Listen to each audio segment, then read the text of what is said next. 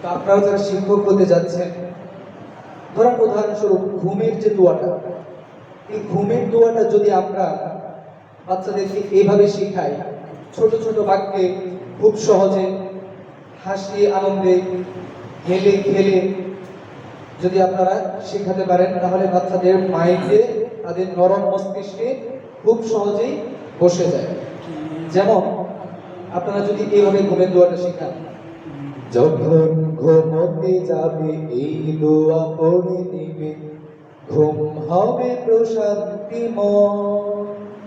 সুরও আছে, ছোট ছোট বাক্য আছে এবং ছোট ছোট বাক্যগুলোর অর্থ আছে, বুঝছেন? ওরা বাচ্চারা সবাই বলবে যখন ঘুমোতে যাবে।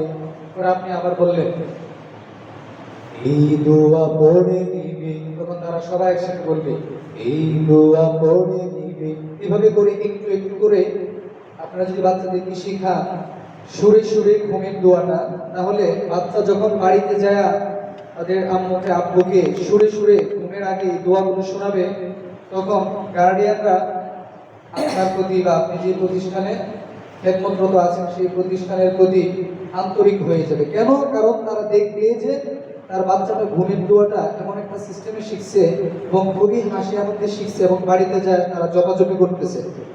সেই জায়গা থেকে গার্ডিয়ানরা আপনাদের প্রতি বা আপনি যে প্রতিষ্ঠানে খেদমত করেন সেই প্রতিষ্ঠানের প্রতি একটা আন্তরিকতা জাগবে।